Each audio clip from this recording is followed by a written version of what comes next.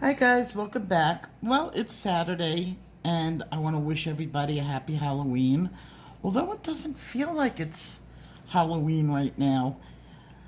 This is like my favorite time of the year and I don't know, am I the only person who just has no holiday spirit this year? None. I'm like but this time most years I already have my menu for Thanksgiving done. I'm already planning things where and I have nothing. I didn't put up any Halloween decorations, and I always put up Halloween decorations, even though my kids are older. So what am I doing? This is a picture I've been working on all week. It was just something cute for Halloween. This is what I call one of my desk pictures. It's a picture that I have on my desk that I'm working on. I hardly ever finish them because by the time I'm finished with them, I've already spilled coffee on them. I've used them to write notes on. Um, I don't usually show them because they're usually not done, but I really like the way the background came out on this one.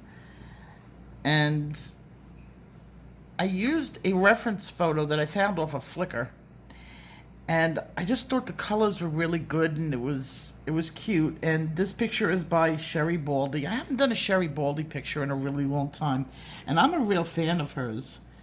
My secret little kid picture place to go to.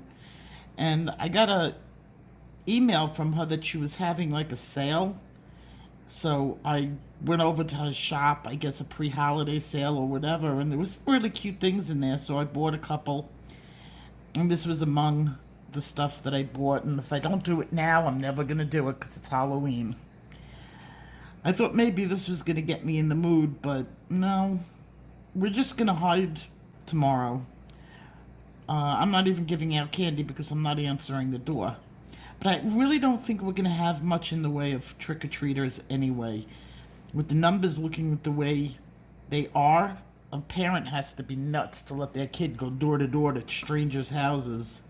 Okay, so what am I doing? I'm doing like a moon craters. Now, if you could see what looks like really bad acne.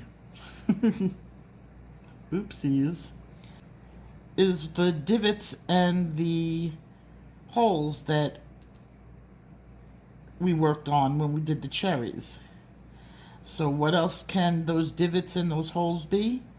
The face of the moon. So I went a little overboard with the black on this and I made them look like they were erupting. I can always fix that with a little gray, spreading out the black. Ooh, that kind of looks like a booby now. Oopsies. She has a nips. So, what is going on? Well, first of all, how did I do the background? I'm gonna pan up. I got sent a present from Color It. And I did, the background is done half in marker, half in pencil. Now, here are their 60 marker set, and they were really nice. This is one of the markers I used. It has the fine tip and the broad tip, or chisel. It's broad, but it's the chisel tip. Oh, I wasn't showing it to you. The broad tip, which is here, now you can see it, and the chisel tip. And I mostly use this tip because I'm like a brush tip type of person, and that's the closest. Their colors are really nice. They're very close together as far as the colors, so you can really do a nice blending with them. Now, they have the color chart on this really cool box with a little magnet close on it. The colors that I used on here, I used all the blues over here. And then what I did after I got a base, I took my cream pencil. You can see that? Oh, what is this that I'm not even showing you? Okay. So after I got a base done with the magic marker, I'm so old-fashioned. The marker, it's a magic marker. No, it's a marker. And then I took the cream pencil and I did, you'll see little circles going over the marker. And they're alcohol markers, by the way, just so that you know they're not water. They better be. They worked really good. I'd be surprised if they were water markers. They wouldn't send water markers. Nobody uses water markers. These things blended up nice. Too nice to be water. Okay. The ink in these markers is permanent and will stain clothing and upholstery. Not suitable for children, so that has to be an alcohol marker. It's the grown-up markers. So I took all the different colors, and you can see I used this up here. And then, once it dried, I used the cream. And I just went in with a circular blend.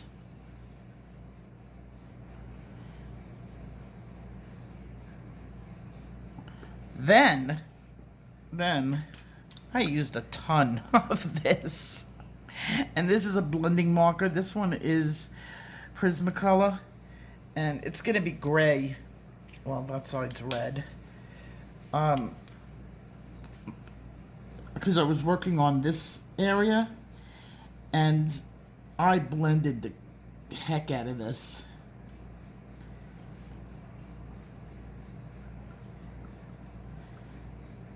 And that's how I got this ethereal look on the paper. Pretty cool. I really like it. I'm going to do this technique for some other ones. You can see, just by going over this, all of a sudden it's going to start to look like cloudy instead of like pencil.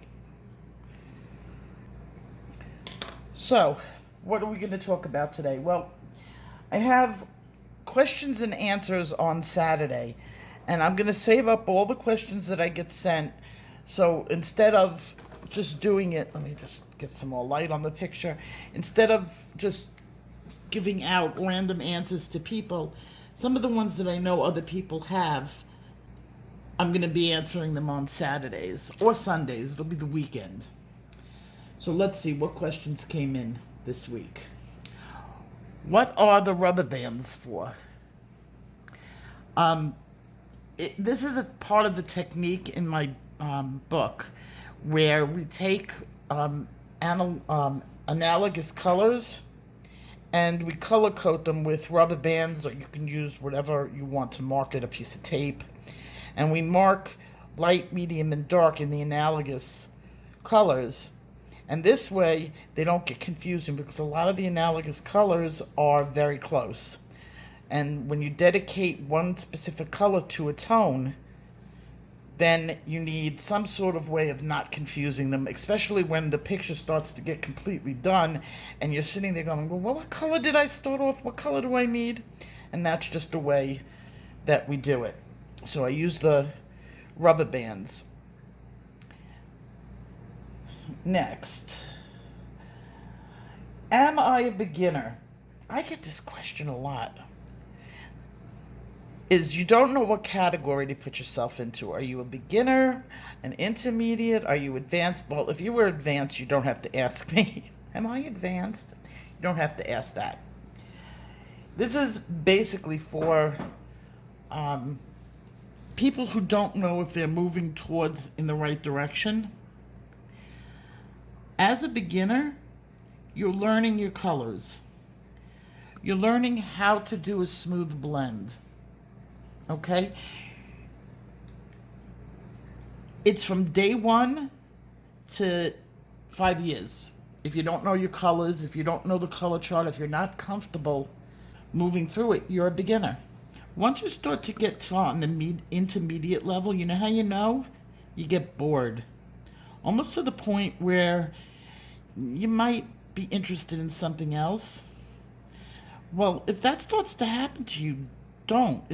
You're just bored, and you need something to, to focus on, something more. And that's when you start with your intermediate techniques. And your intermediate techniques include your textures. If you're a beginner, don't worry so much about texture. Make sure that you got the basic smooth blends. Like this is a smooth blend, this is a smooth blend. This would be more intermediate because I am putting a texture in it.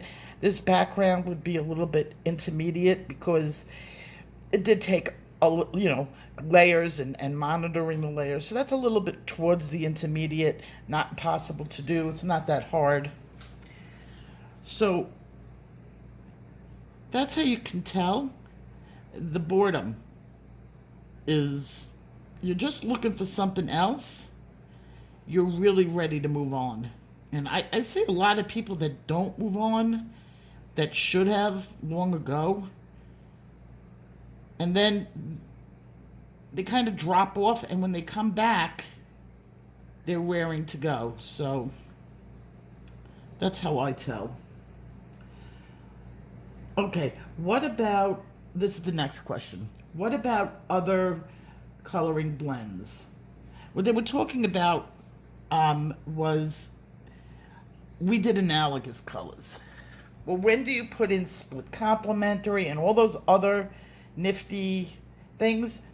You really don't need to do that. You have to remember the color wheel is for fashion, it's for painters, it's for everything out there. And a lot of the complementary colors and all those other fancy split this and if you can do a good analogous color blend and you know where, and that's what I'm doing with you guys. I'm going to take you all through this. If you understand where your colors are coming from, don't worry so much about those other color blends, color palettes, because that'll be when you're doing a palette. But you could be doing a palette for your, your couch, your room. The color wheel is for everything with color, everything. So don't get so dug up on that. Learn the color wheel. Learn to identify your color blends. Learn how to recognize that. And you'll probably not be working with the color wheel anymore after that. Now for this, I'm working with all my grays. And they're the cool grays, just so that you know. And I'm just adding in different tones.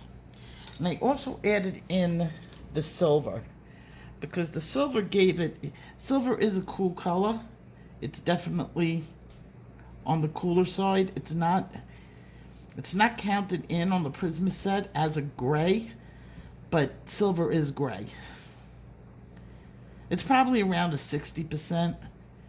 And they have that in the markers, but they don't have that in the pencils. So I would consider this on the marker stage around a 60% cool gray, if you didn't know that already. And it adds a nice little tonal thing going in there. See how the pattern is starting to form? Can a beginner use the second book? I guess they're talking about the intermediate book. Absolutely. Absolutely. It's got some really good techniques that even if you start out with good habits and good techniques, you can zoom right through it. But you just have to understand that if you run into frustration and you're not getting it, take a step back. Go back to the beginning lessons. It's kind of like taking advanced calculus without intermediate calculus. You might understand it. Be good if you understand it. You'll probably get concepts, but maybe not everything.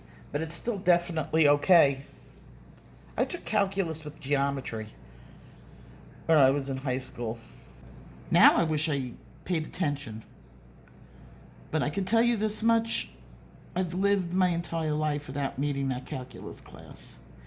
And I probably, as an artist, should have paid a little bit more attention in geometry. I want to be young again with a free education. They don't appreciate it. Will you have an advanced book? No, not now. Not even in the planning stage. But, and I say but, there is going to be another course after this. Abby and I are already working on it. I've got, I think, 10 pictures already done for it. There's going to be a lot. It's not going to be as much on, it's going to be very different. Let's just say a little bit more of what you will be doing with your art in the future. It takes you past the basic concepts and brings you more into the practical aspect of doing art.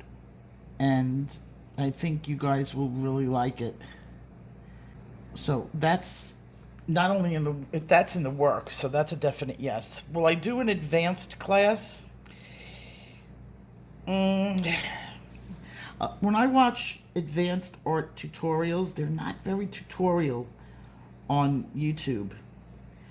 And the reason for that is that to do that type of artwork where you're getting into really upper level techniques and you're working pencil stroke to pencil stroke like that, you're doing this. It could take 40 hours more. And it's a very difficult thing to teach. So I'm going to stick to, for now at least, the intermediate level, because that's doable. And then we'll see after that. I don't do a lot of really very, very developed art where I work for months on a picture. First of all, I get bored. I'm too ADHD, and I'll have 50 pictures done by the time I'd be done with that. I like it. I want to show you something else that I got.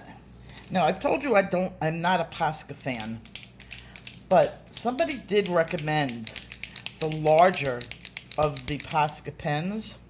And this is I think it's a 0.5. It's pretty thick. And I should leave the link in the description. The J3, it's huge. Look at the size of the tip on this. And it flows really nice. Look how bright this is. I mean, that's like crazy bright. And so far I've used it and it still comes off the page, but it doesn't feel like that Posca where you're scrubbing it and it's just going all over the place. And this feels more like a regular marker, and I'm really happier with these tips.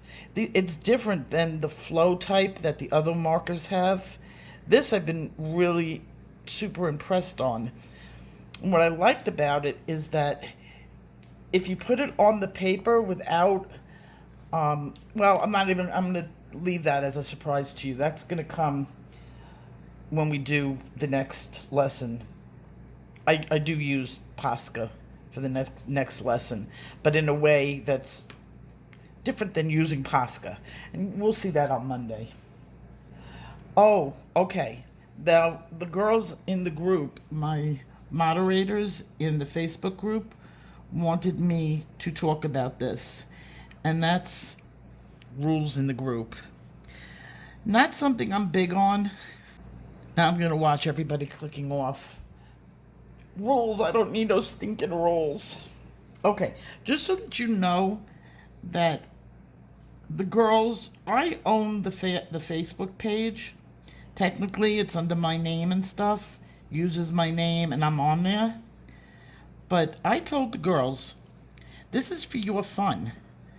I don't want to become like the queen. And I think they appreciate that. So when it came down to making the rules, I said, you have to live with them. You're the one who's moderating the group. You're enforcing them. You put down what you feel is beneficial, that you know, that you want to do. And they came out with some really nice things. And there was one, I mean, they're listed, the rules are listed. They're nothing, I mean, it's all about abuse. Don't abuse, each other. Be nice, be helpful, be kind. But there was one specific one that I really liked.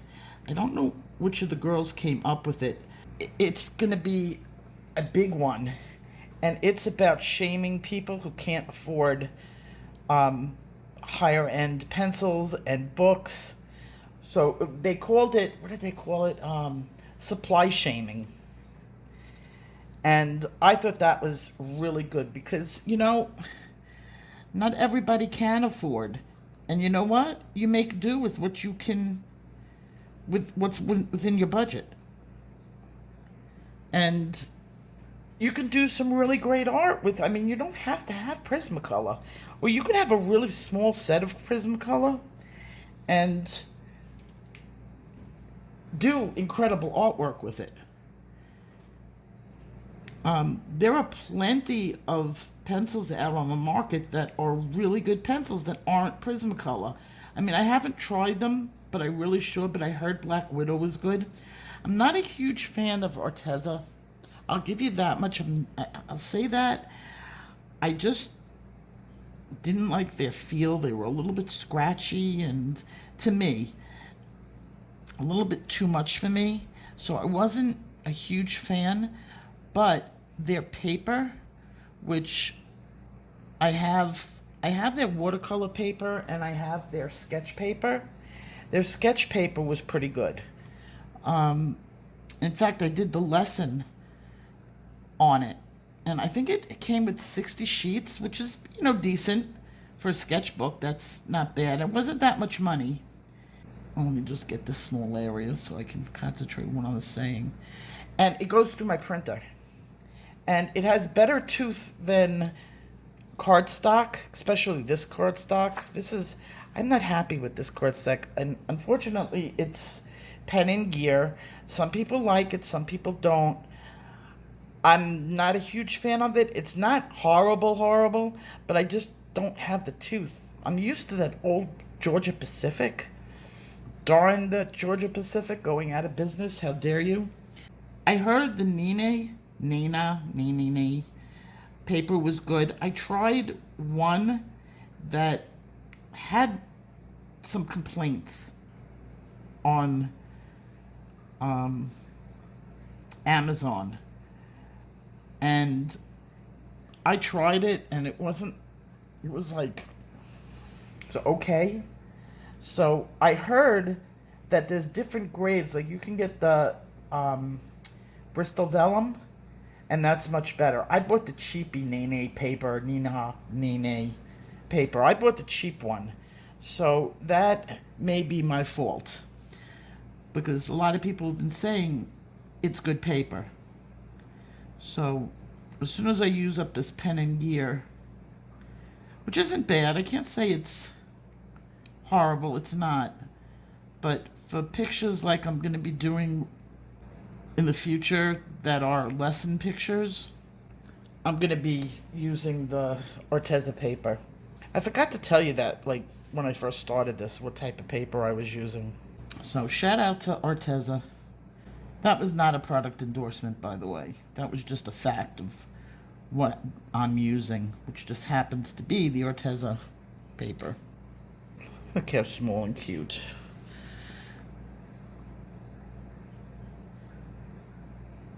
This is, what pencil is this? Holbein. And I only have 3 more. So, from what I understand, it's coming to Blix in November. That's the last I heard. Whether the rumor mill is true or not is yet to be seen, but from what I understand, it is coming. And if I don't have my white gets used up, I'll go to my second, which is the Derwent Chinese white pencil. And the only reason I stopped using that pencil is I had a little trouble getting it, but I got this great deal on a whole bunch of Holbein whites, and Holbein has always been my favorite. I'm wondering why this doesn't look very good. I haven't done it yet. Looking at it like something doesn't look right. So this is my Saturday rant. I don't know if I'm going to end up finishing this today. Not in this video. Oh, this video is a half hour already. I'm not going to be able to finish this up, but I'll snap a picture and I'll put it in the community tab to show you when I'm finished with it. If I'm finished with it. Okay, so I will see you guys on Monday morning. Class begins at 7:30. And I've played the video like 5 times. It's working for me. So, cross your fingers. I know this week was the video went a little screwy, and then I had to re-upload it. So, I will see you guys Monday morning. Take care.